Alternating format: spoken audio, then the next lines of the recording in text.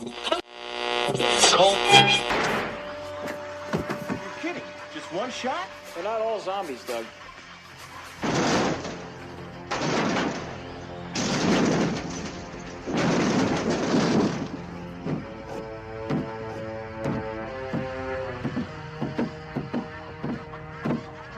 How do you fight this thing?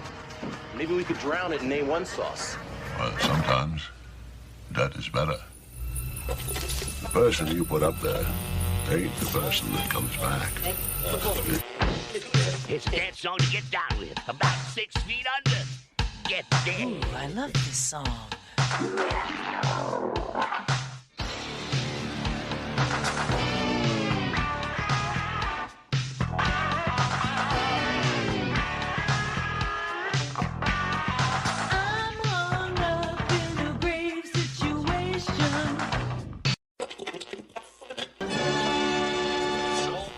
And now we come to the thrilling final episode of our radio drama. Hello and welcome to another episode of the Rotten Views Podcast. Welcome to episode 161. I know that's crazy to think of, right guys? We're on episode 161. I just want to say thank you to everyone who keeps coming back each and every single week. It means a lot to me and I appreciate it. I honestly do. And if you guys could, keep hitting that share button, keep sharing the podcast with everyone you know, your friends, your pets, your co-workers, your classmates, whatever it might be. Your enemies, definitely share with your enemies. I love to torture your enemies, so that'd be fun. Not seriously, but they probably wouldn't want to listen to me talk about various movies and some really crappy movies, which this episode might be one of them. Doing some research on this movie, couldn't find too much on about it, and actually I'm watching a VHS copy of it because there's no good quality copies at all. But yeah, before we get into the podcast episode at hand, if you guys could just hit that share button, leave a review, just share with whoever you want. It does mean a lot to me, and if you want, follow me on all the social media accounts, whatever you use. All the links will be down below. You can follow the Instagram account at _. Everything's at _. I should say that probably first and foremost. But yeah, you got the Instagram account, you got the Twitter X account, you got Threads, you got the YouTube channel being the main thing that we're pushing, TikTok and whatnot. But yeah, like I said, the YouTube channel, we got the weekly game video that comes out every single Wednesday, and then we have various shorts and other episodes that go out as well. So definitely go check that out. Lots of content, and there's going to be a ton more content coming soon, especially next month, because we have 2 art series for sure, daily art series coming out. We have the Post-it Note Sketch-A-Ween series that I did last year and the year before, I believe, where I do a different horror icon on a Post-it note each day, and then there's also going to be the Treehouse of Horror pieces that I'm doing each and every day. They're just little sketches. I might use them for my kid's lunch. I'm not sure. She might not really care too much about them. I'm trying to do more content that she actually likes, that way I don't post that stuff too much. But we're getting into Scooby-Doo and stuff more often, so hopefully I'll be able to share some of that stuff, and hopefully she'll enjoy that kind of stuff. But yeah, enough about that. Let's talk about the movie at hand. Freakshow from 1989. Like I said, I couldn't really find a good copy of it. I'm stuck with a VHS copy, and I couldn't really find much to do with this movie, to be honest with you. And I couldn't find much at all. I found out that apparently it was filmed in Toronto, so that's kind of cool. Yeah, go Canada. The director was Constantino Magenta, who also did Ghost Mom. He was a producer for the 1993 TV movie Ghost Mom. He was a taxi driver in the 1987 Mr. Nice Guy. He was the director for this, obviously, and he was a producer for the 1987 The Dark Side. Other than that, he hasn't done really anything else at all. Then we have the 2 writers, Bob Farmer and Steve Sergic, who were just the writers for this, and they didn't do any other work after this. So maybe they just realized, this horror movie stuff and making movies and stuff is really not for us. I would probably have to do research on the topic, but I think this is probably the only movie I've done that has writers that haven't done anything else. Like I said, I haven't done the research or anything on the previous movies I've watched, but I'm pretty sure this is probably the only one. But yeah, about this movie, it's an hour and 37 minutes from 1989. There's not much more to speak of. I tried looking at the box office, the budget, and nothing would actually come up for me. And even when I type in Freakshow, it comes up with the Gunnar Hansen movie from, I think, 1995. So maybe we picked the wrong one to watch, but it is what it is. Anyways, a quick rundown of the story. After being ditched by her cameraman because of her manipulative behavior at a murder scene, a reporter wanders through town looking for a phone she can use. She finds a small museum where the proprietor invites her in to have a look around before leaving. And then there's a bunch of different rooms with a bunch of different things in them, and just leads to 4 different stories happening throughout the museum, which, there's a lot more in the storyline written on IMDb, but I don't really care because it's like a paragraph. It's like a run-on sentence, actually, to be honest with you. Now that I'm looking more at it, that needs to be edited. But whatever. Taglines. So deadly, it may be the last movie you've ever seen. I like one of the quotes. It's just Dr. Boris saying, society. This movie is probably not going to be that good. Just saying that. It's got 3.6 out of 10 on IMDb, and I think on Letterboxd it's got 2.9 out of 5. So we really don't have high hopes for this movie at all, but let's get into it anyways and see how it goes. And as always, like I say, I'm going to be talking about the movie from start to finish, hitting all the points in between. But it sounds like there might not be that much to really point out, but I'm going to do my best on this episode. So if you guys don't want to be spoiled on a movie that came out in 1989, feel free to pause it now. Good luck finding a copy of it, though. If not, then just listen to me talk about it, and we'll get on with the podcast episode now. Oh yeah, I forgot. This is a VHS copy that I'm watching, but it's actually uploaded on YouTube. So I guess you could find it to watch for yourself if you really, really want to. But, you probably aren't going to want to actually waste your time on it. So just, let me waste my time on it, and we'll go from there. Presents Saturday Night at the Movies, the television series which each week brings you the finest in recent motion pictures. Tonight,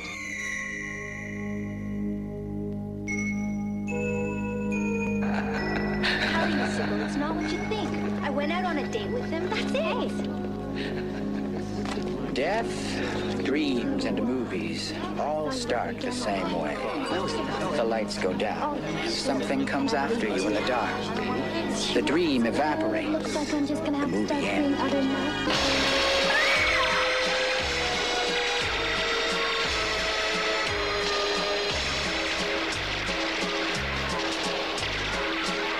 Except for this little baggie right here.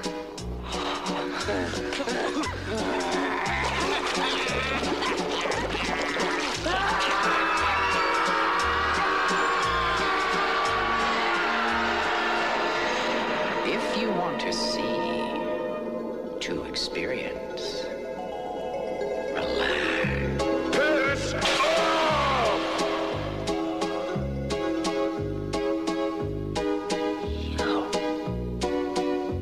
They're mine now.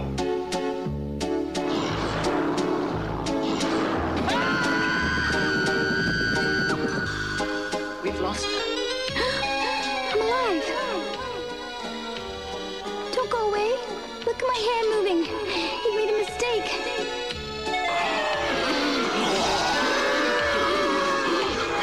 You saw things. How did you do that? We think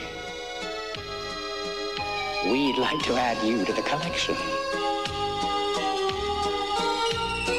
You jump cut right in, no credits or anything, and we just see a bunch of people sitting in a movie theater as we hear someone talking, and then the intro credits start to come in, and it's a bright start film. But the captions, subtitles are on this video, like through the whole thing, and they're all Japanese. I believe they're Japanese. I could be wrong. They look kind of Japanese, Chinese looking. I'm not trying to be racist or stupid or anything, but some of them look like kanji, and some of them just looks like curvy T's. So I don't know. But yeah, then as this intro is happening, the title font comes up, the logo pops up, and it says Freakshow. It looks like they spent some money on the actual logo, but they probably didn't spend any money on anything else, actually. And then we see a bunch of people leaving the movie theater. This narration says that, there's death and dreams that happen, and there's dreams that evaporate, and everything comes out of the darkness. And I don't know if I'm going to be able to talk about the characters too much, because it's 4 different stories, apparently, from what I've read. So maybe it's not the same character throughout each story. I really don't know yet. But yeah, as everyone's leaving the movie theater, we then pan around, and we see this white IROC Camaro, and then we see this black van behind the Camaro, and then the glass starts breaking out of this van, and bullets start going everywhere, and we see everyone dropping down dead, and then we see this guy standing, it looks like in the sunroof of the van, and he's screaming like he's Rambo with a big ass machine gun, just shooting everyone in sight. We see everyone just flying around, and we just keep panning to him yelling and screaming, and we see a bunch of glass breaking on the movie theater, and yeah, that's starting off the movie. He looks like he's trying to be Rambo, and then he's looking down sad at his gun like everyone's dead or he's out of bullets, and the next thing we know, we see there's a bunch of sirens, there's a bunch of paramedics, cops all over the place, and we see a bunch of dead bodies all over the ground. We see a bunch of white sheets, lots of blood, lots of dead people. Nobody seems to make it out alive. And then we hear someone calling someone, and it goes to the answer machine. And the guy's pissed off. He's like, "You're not answering my calls. You're not returning my calls. I'm not calling you again, bitch." As the intro credits are playing, I'm so fucking confused as to what's going on, to be honest with you. The guy's going on about how it's the last day of his life, and he's real angry.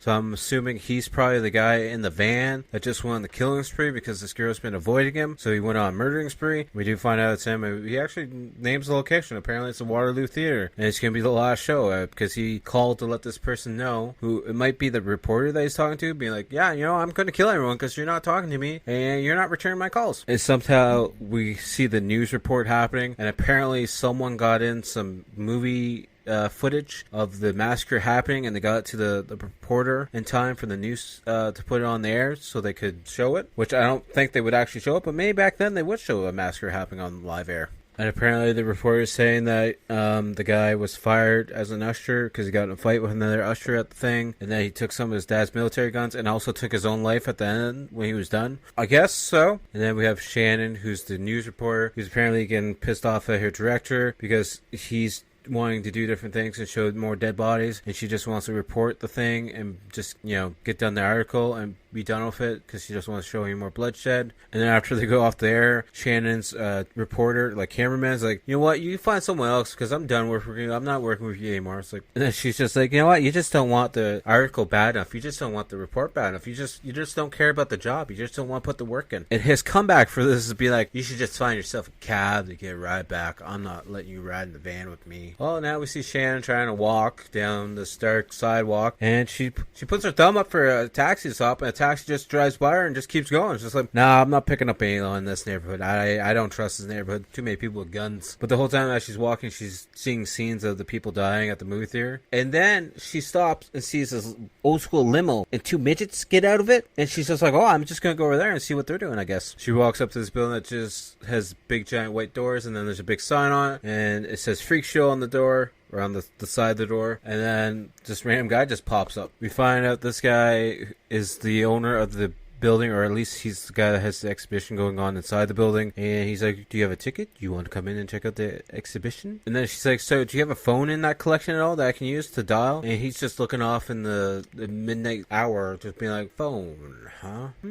So far the acting in this one is not really that great, and I gotta do my research more before I pick a movie, because this movie is probably gonna be really rough to get through, and it's probably not gonna be that good of an episode of the podcast because I'm already not even talking about the movie and the movie's playing. And yeah, it's gonna be a fun one though, right guys? Everyone's gonna enjoy this. It's gonna be like a cult classic. Anyways, he invites her in so she can use the phone. She goes to use the phone, then she's like, "The phone's dead." He's like, "Yes, it actually is dead." And then she's like, "So you collect freaks?" He's like, "Yeah, I guess you could say that. I'm just a little bit odd, I guess you could say." And then like the secretary lady comes in from the exhibition, and the guy's like, "Can you set up a transportation for this lady because the phone's not working?" And then the lady's like, "So who are you?" And Shannon's like, "You don't know me, the best TV reporter in this town? How dare you not know me? Because I'm a bit." So then she's like, "Can you just personally take me to the working phone? That way I can use the phone myself." So then they escort her into this back room. They opened up this door, and there's just a bunch of blue lights shining through, and Shannon's looking all confused and shocked, and then the guy just walks in, and she follows him with no issues. I highly doubt there's a phone in there, because there's just a bunch of blue lights and a bunch of fog, so I don't know where the phone's going to be. You're not even going to be able to see the phone and then what to dial, because you ain't going to be able to see anything, because it's so fucking foggy and so much blue lights. Anyways, they walk farther in the room, and there's this weird freak show creature in a test tube, like a giant test tube.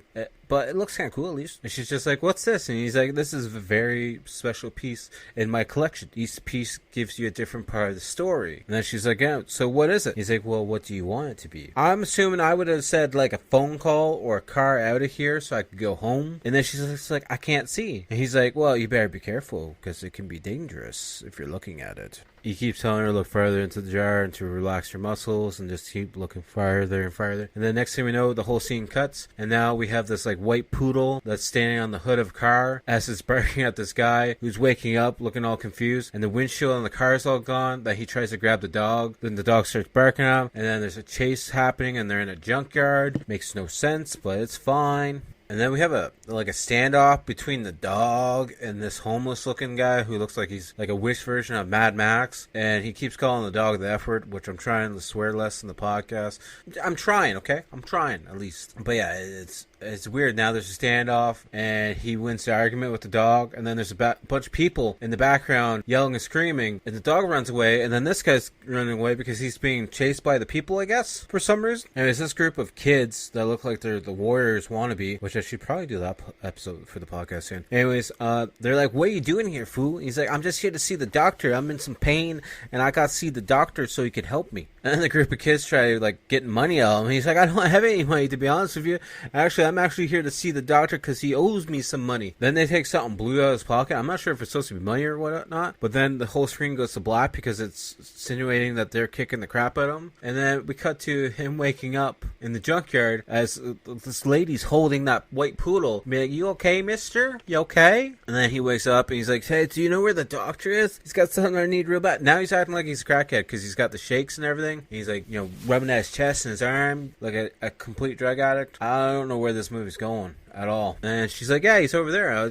Just follow me. I'll take you over there. And then she's pointing up at... they're inside the building at this point. And she's pointing up at this door and being like, hey, he's up there. Just go for the steel door. And then he's like, you got any cash? And she drops her dog and runs away. I don't know what's going on. Like, she runs one way, then the dog runs up the stairs, and they both run to the steel door. Now, he's banging on the door, and the dog's barking at him, trying to bite his ankles. And, like, he's banging on this door, being like, hey, there's a doctor in? As the dog's barking the whole damn time. The doctor's not going to hear you anyways, because he's just going to hear the damn dog barking. Then the door opens up, and the so-called doctor is like, say, don't I know you from somewhere? He's like, yeah, we've had some dealings before. I need some stuff, though. It's almost been a day since I had some stuff. Can you help me out with some stuff? Then the doc goes over to safe. He's like, oh, you're very lucky, because, I just ran out. But I still have this one baggie left. And he's like, have a seat, take off your coat. And they sit down, and the doctor takes the bag over, and has a TV there as well. And the whole time, like, the dog's in there as well, and the dog's all calm and relaxed now that he's in the room with the doctor, which I don't know why, but alright. And then the doctor's like, you know what, actually, I like to eat alone, so can you just pay me and get the hell out of here? And then the guy's like, I don't have any money, actually, to be honest with you. And then the homeless guy's like, I can get you the money later. I'll get you the money later. I just need my fix. And then the doctor's like, well, no, I need cash. And then he repeats it like 4 or 5 times, expecting it to be like a wish and granted, and the cash is just going to appear, but that's not how it works. The guy's like, I can get you your cash tomorrow, and the doctor's like, no. And then he goes back to his food, and then somehow the homeless guy has a knife, but it looks like a butter knife, and stabs the doctor in the hand. And then there's this long-ass scream. And then they start fighting because the TV dinner gets thrown on the floor. And then the doctor tries to drown the homeless guy in this fish tank that he has in his office. And the homeless guy is fighting the doctor and rams his head for the microwave and sets the microwave and turns it on. And then we just see the doctor screaming with the microwave on his head as he starts to catch fire, I guess, and smokes inside as the guy's holding back the power cord so the doctor can't unplug it. I guess that's at least my first ever microwave kill I've ever seen. That at least I can remember at this point in time. Actually, no. Gremlins. They get killed in the microwave. Much better movie.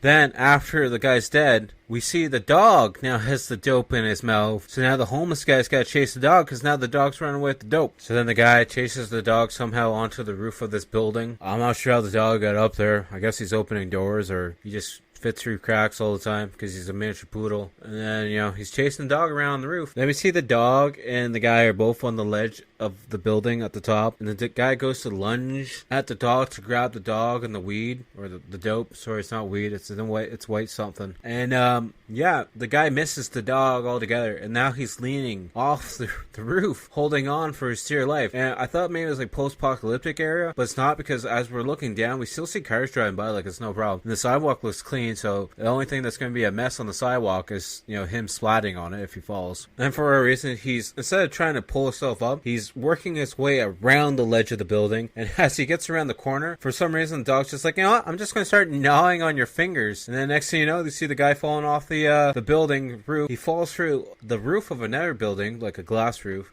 and then lands on a mattress, of course, and rolls down on the ground. Not sure how he's not dead. He's also not knocked out at all either, even though that doesn't look like a comfy mattress to land on. And yeah, then he just rips his shirt and starts wrapping up his bloody hand from the dog. And then next thing you know, we see the dog running at him, barking. Like, this dog doesn't give up. It's not even cool like Cujo. He still got the dope though, I guess. Then we have the guy like slowly chasing after the dog. Not running. He runs like around one corner and that's it. And then he's walking around trying to hear what the dog is. And then he randomly walks into a hole that's in the ground that's through a tunnel system. And then he drops further down the floor. And we still hear the dog barking at him. So we're not sure if the dog's on the same level as him. And then he looks up and starts screaming at the dog. So yeah, now the dog is on the same level. And we just have him screaming at the dog how he wants his dope because he's having a really bad day. Which that's understandable for what he's gone through. Anyways, the guy's chasing the dog through some tunnel systems. And then he comes out of this one hole and he lands up on the train tracks. And then out of nowhere, there's just this train he didn't hear coming at all. And it is a giant flashing light. And then we cut back to the girl and she's like, how'd you do that? And the curator guy's just like, so you saw things, huh? And he goes on about how he's curated this place because he wants to bring out the deepest, freakiest parts of the human being. And apparently what she saw came from within her and how she's fascinated by those kind of weird things. Then we cut to the next story and it's inside this like restaurant and it looks like it's Halloween clearly because it looked like a kid was just picking up candy from the restaurant. And there's random guys doing some magic tricks. And the owner's like, go work in the stockroom, whatever. And then this Guido guy comes up behind a girl behind the register. And goes to touch her. And then she goes to slap him, tell him to keep his filthy hands off of her. And it's a very New York setting. And there's a phone ringing the whole goddamn time that nobody seems to want to freaking answer. And then we have two New Yorker chefs in the back with knives that are trying to fight each other because they're pissed off at each other. I don't understand why. They're just trying to fight each other. And the owner walks by and she's like, don't fight in my kitchen. That's bad. Stop it. And then like they keep answering the phone and be like, just 1 minute, hold please. Phone rings again. 1 minute, hold please. And then we have this guy giving out some pizzas to go on an order because apparently it's a New York pizza place. And apparently this pizza place is super goddamn popular because the phone rings every goddamn second. And then the guy's reading off where the pizzas need to go. And he's like, 1313 Bram Stoker Boulevard. And everyone's looking around like, oh no, I don't want to go there. Nope, I don't want to go there. I'm not going to Bram Stoker Boulevard. No. And then the guy calls up Gino, and then the owner's like, no, you're not sending my Gino to that place. My Gino does not leave that place. Nobody goes to that house because it's cursed. It's like, it might be cursed, but they ordered a pizza, so we need to deliver the pizza to the cursed house. There's also a bunch of people in this place, and then everyone's like, send the new guy, send the new guy, send the new guy. And for some reason, we see in the back room, there's a girl with a skirt on, up a ladder, stacking pizza boxes up on something really high. I said, new guy's just staring there, looking at her, but and apparently he's the guy that, by the sounds of it, was doing the magic tricks at the beginning of this part of the story. Apparently this new guy just walks around the pizza place doing magic tricks of all different sorts and be like, look, I got a delivery.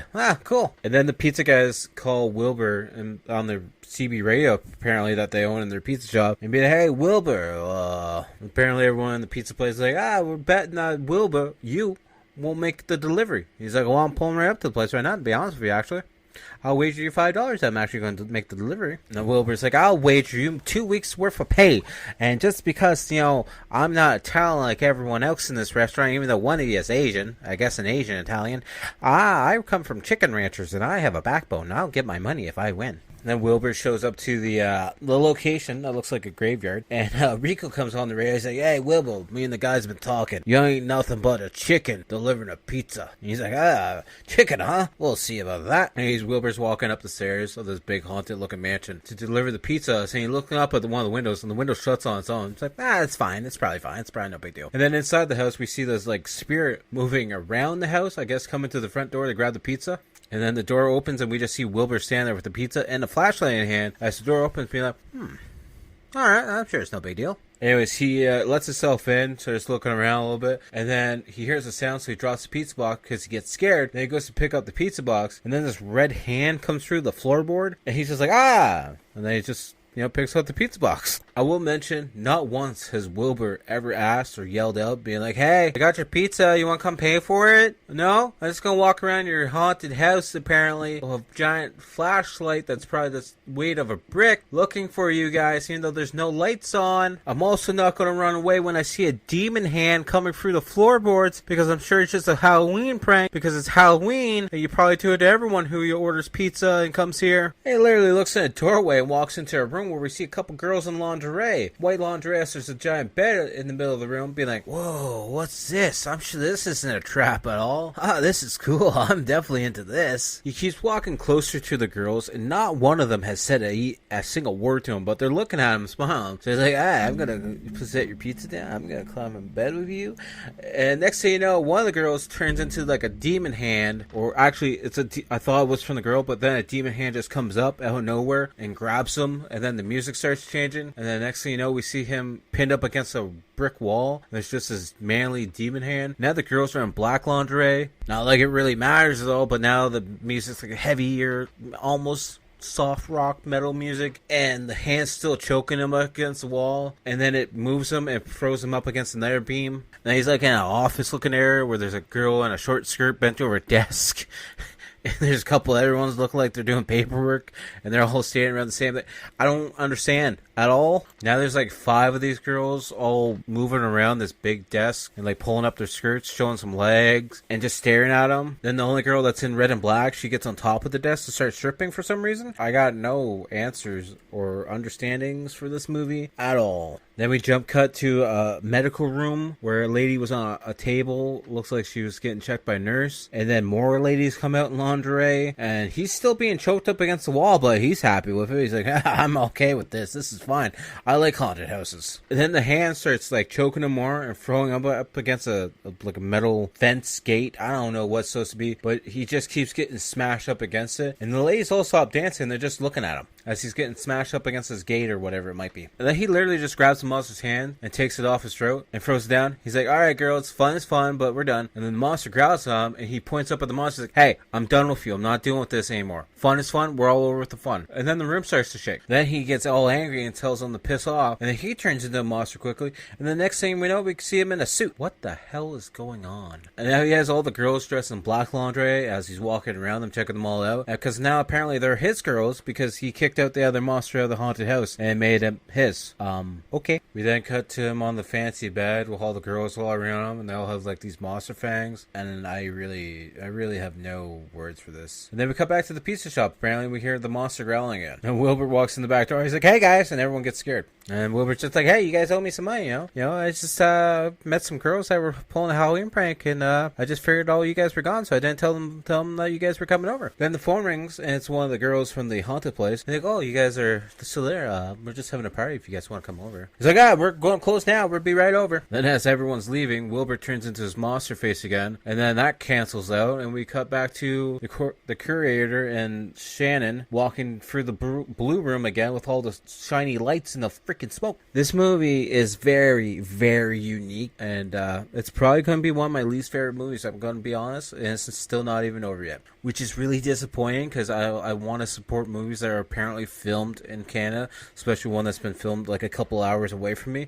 But at this point in time, this movie's really, really bad, and the special effects, which are very little at this point, aren't that great. And then the curator apparently is Dr. Borges, because she finally says his name. And he's like, yeah, it's very interesting to meet you. And he disappears, and she's like, Dr. Borges, where are you? Dr. Borges. And then she's looking over in the room, because she's still in the blue room with all the lights all over the place. And then there's just a group of people, I'm assuming freaks, all standing in one spot, and she's just looking at them shocked. And it's just a long-ass shot of her staring at the thing that they're all standing around. And as it pans on the statue thing that's on this pillar, it looks like it's melting, and it looks like it's a pile of crap, to be honest with you. And it's making this weird sound, and she's just staring at it in a daze and does not look away. And then the next thing we do, we cut to one of the girls, I'm assuming that died at the theater, and it's her face all bloody, and I have no idea what's happening. But yeah, now we cut to, I'm assuming, the morgue, as this guy's pulling over the sheets off all these dead bodies, and he's looking at each one, he's like, ugh. No, not that one. Cars back up, pulls off another one. Ugh, not that one. The guy's face is mauled to death by the looks of it. And then he goes to pull off another sheet. He's like, no, I shouldn't do it. And like now we see the guy who's got the white robe on, and it looks like he's in shorts and a Miami shirt with big giant socks on as he's walking around in slippers. I can't tell because of the VHS copy. But then there's this weird sound happening somewhere. So he's like, oh, I better go venture to see what the sound is. You know, like this morgue looks like it's inside an old school castle of some sort, because it makes no sense sense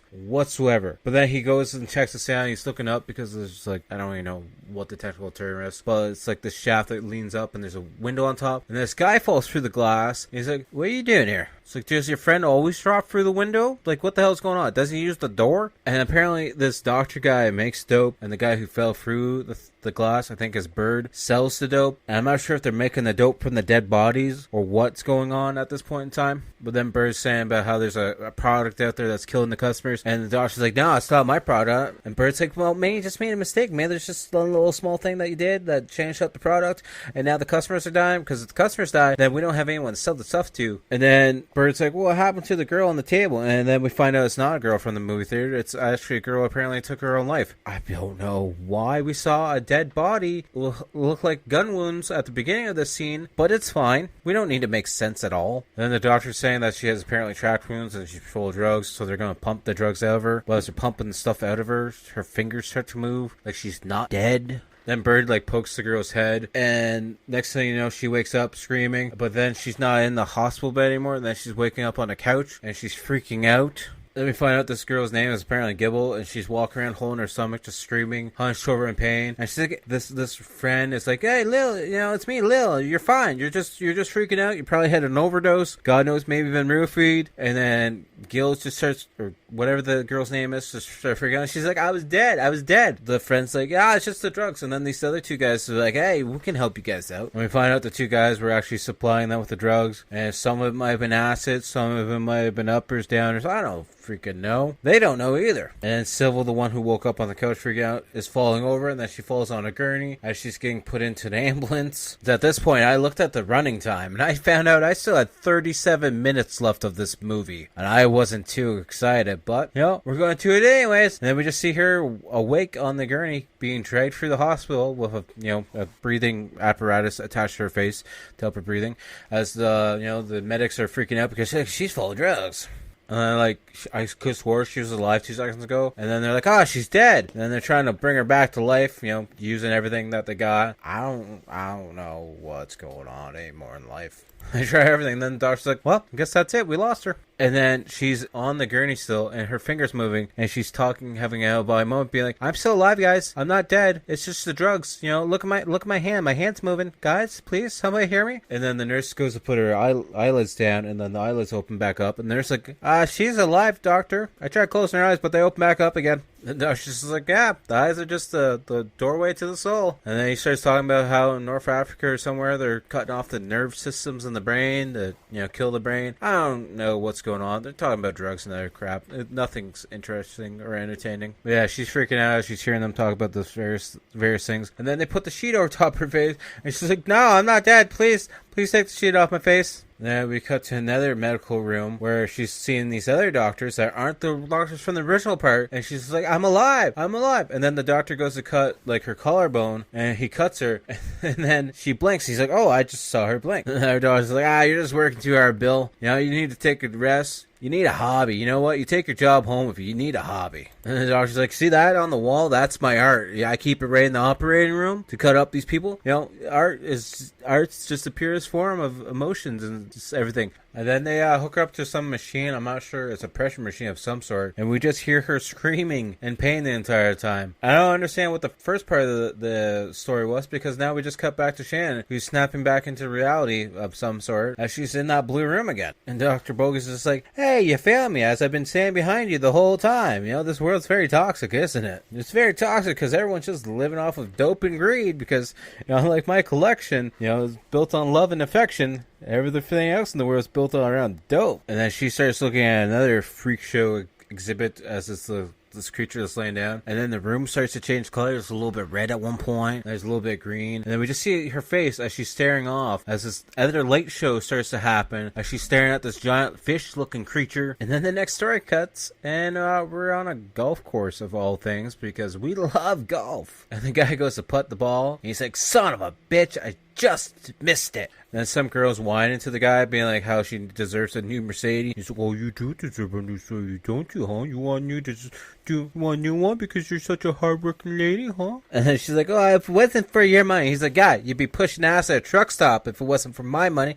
get out of my shot. He starts having a hissy fit on the golf course because he can't take a shot because she's standing there. And then he drops dead of a heart attack. And then we jump cut to his funeral as he's being buried in the ground. Then we see two of the groundskeeper as they're divvying out a new grave swap for a coffin or casket, whatever the technical term is, whatever. And they see this lady walking up, and the one guy with the long hair, he's like, "Hey, do you think that Mercedes is a rental?" He's like, "Oh, no, it's new." And then he starts eyeing up the girl at the funeral home, and like you can tell she's a gold digger because this guy with the long hair who looks like he's from Wayne's World is eyeing her up, and she's just smiling the whole time as she's there to bury her husband or spouse of some sort. Also, the guy who died was such a golfer that they had a black golf ball put on top of the casket, and they put it as everyone yells "for." And the long hair guy just takes off to follow the lady to her Mercedes, and the big guy's like, "Hey, you can't just leave. We got work to do. We got to dig this." And then the Wayne's World looking guy's like, "So is that your husband?" She's like, "Not anymore, because he's dead." And he's like, "So did you have anything to do with that?" She's like, "Well, I might have helped him to dig his grave." And some clever writing. He's like, "Well, we have something in common, because I did help dig his grave, because that's my job that I'm not doing right now, to be honest with you." And I feel like I'm having deja vu, like I've seen this scene before, or maybe this movie before, because she's like, "We could use this grass at the club, because, look at how nice this grass is. We could use that dirt, because, this grass grows so nice and green here. It's because of the dirt, because of all the dead people in the dirt. So I could use this dirt at the club." So this girl is so dumb that she thinks the dirt has lots of protein in it from all the dead people there in their caskets, and it's going to help grow greener grass. Make sure you're looking at your neighbor's grass, okay? If it's really green, there might be some dead people under there. Just saying. Just letting you know. If you have a weird neighbor, that might be the reason why. And then long-haired dude runs over to his buddy who's still digging, doing his job, getting paid for it. He's like, "Hey, we're going to put this dirt in the pickup truck, okay? And we're going to take it to the lady because the lady wants it." Then we have a music montage where we see them in the pickup truck with the dirt in the back of the truck. And they're going to the golf course because this is the club that she's talking about. And they're literally sprinkling dead person dirt on the golf course green, expecting it to help out the grass as if like they're adding Miracle-Gro onto it. I'm not sure the logic behind this, but then again, they're following the stupid ditzy girl anyway, so... And they don't look that smart anyways. And then we just cut to the long hair guy banging her on the pool tables. I don't know where the pool table came from. I don't know where this movie's even going. And then she starts screaming like a maniac. Not like a good scream at all. Just weird. And then they're done, and he's like, "Yeah, 13 times in any 3-hour span is my limit. We're done." And then she starts moaning that she's sad and depressed. Oh man, I'm so glad when this movie's done. And then she's going on about how she wants more dirt. And he's like, there is no more dirt. He's like, "Well, don't you have other funerals you gotta do? Like, get me more dirt. I want more dirt. Get me my dirt." Then we cut to the two guys in like this little shack house at the graveyard, and the big guy's like, "You stole the dirt." And the guy's like, "No, we got a whole graveyard. We'll just take some extra dirt, and no one's ever gonna notice. We could have been selling the dirt the whole time. It's our money grab." And the Waynesboro guy's like, "This is primo sod. We could start selling it to landscaping companies, greenhouses. Who cares about the golf course? We got the money made right now." Then they have the idea of digging up the graves and putting some rocks in, and then put a little bit of sod over top. That way everything looks the same. That way they can get more dirt, and the rocks will eat up the extra space that they need. They're like, "We got the best plan ever," and they start laughing about it. And then the camera cuts outside, and we see a tombstone, and then the grass starts moving underneath the tombstone. And we just have another stupid music montage of them digging up graves and taking the dirt and putting rocks in, because this is a great short. Then we see them taking all their millions and putting in this Elvis cookie jar that they have, which is probably the only good thing about the whole short. And this old lady's coming to visit her husband, I assume, with her dog, and she's going to put some flowers down, and she actually falls through the ground. We can't see her anymore because all we see is her dog, and she fully falls through the ground. And then we cut and see them in the house again, and Wayne's World looking dude is fully dressed in a suit, and the big guy's like, "Yeah, you're gonna look really good at the golf course." It's like, "Yeah, she's a partier. She's a real partier." And then you're like, "We got an issue though. We can't take any more dirt because the lady actually fell through the ground." And we see the big guy driving his Ford in the middle of the night, and a tree branch falls down on the hood, and he smashes his truck into another tree. He's like, "Goddamn graveyard." But now the Ford won't start. Shocking, isn't it? And of course we have the classic scene where we see some zombies' hands coming through the grass, and for whatever reason, he's looking for this grave apparently, but instead of traveling down the road, he decides to walk through all the graveyards as he's trying to look at this paper with his flashlight. I think he's got a flashlight, but he's got a shovel for after. And he's like, where's this grave? And then he comes up to this one spot where the grave is, and a zombie pops out, and he starts screaming. So at least we have the fun of the fact that we get to see this bigger guy, like myself, no judgments, of course, as he's running through the graveyard, being like, get me the hell out of here, as all these zombies are chasing after him. This dude, like, running away from the zombies reminds me of Bulk from the Power Rangers, just running away from one of the villains. He's just screaming for his life to try and get to any sort of safety as we see more and more zombies coming out of the ground. Then we cut to the Wayne World guy who's at this polka party dance thing with the lady, and she's like, do you ever feel guilty about stealing from the dead?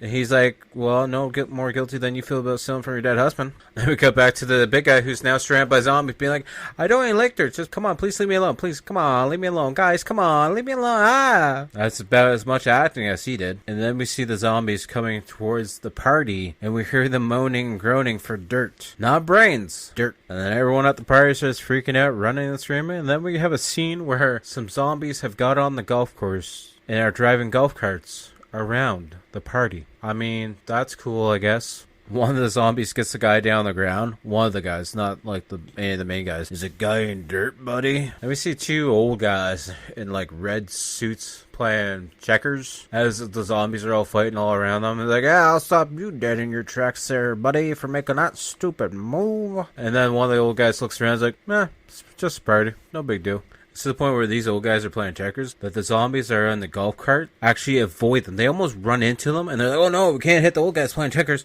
And they swerve around them and take out the whole table full of food. Then all the zombies jump in the pool and start swimming around the pool. And one of them's like on the dive board and says, last one in's a rotten egg. And I'm thinking to myself, why the hell am I doing this to myself? Is this movie over yet? And the Waynesboro guy is in the garage with the girl, and he's like, those people look like dead. Like they're dead, like zombies. And then he starts freaking out. He's like, oh wait, there's going to be a Beatles reunion. And he's standing beside a phone the whole time, and the lady's like, call the cops, please. Call the cops. And he picks up the phone, but it's dead. Shocking. Then they hear some noise up above them, and she's freaking out on being like, go check out. And he's like, let's calm down. It's probably just a maniac killer up there. He'll probably kill some people. We'll hear some screams, then it'll all die down, and then we'll be fine. We'll be fine down here. And she's freaking out some more. He's like, go check out, see what it is. Well, he climbs up the stairs to go check it out, and he gets a pool stick right through his chest, and he's dead. And then we see the zombie come down the stairs, and it's her ex-husband who's dead. And we just see her pushed up against the car hood screaming as it pans out. And then we cut back to Shannon, who's all freaking out because like, what did I just see? And then we see Mr. Borges. He's like, we took a vote, actually.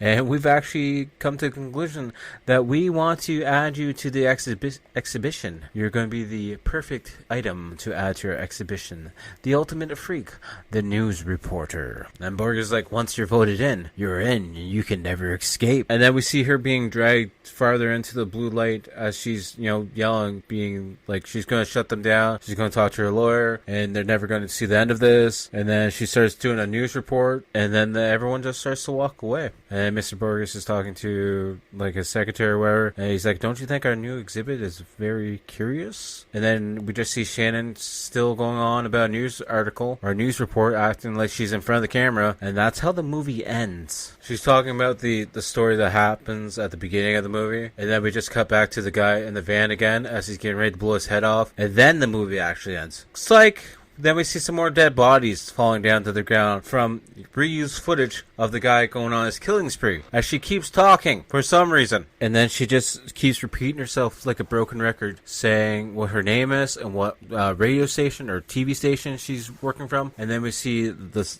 trippy hypnosis spiral thing as Mr. Borges is talking. And then the movie finally ends. Well, we got through that one, kind of. Which brings us to our review.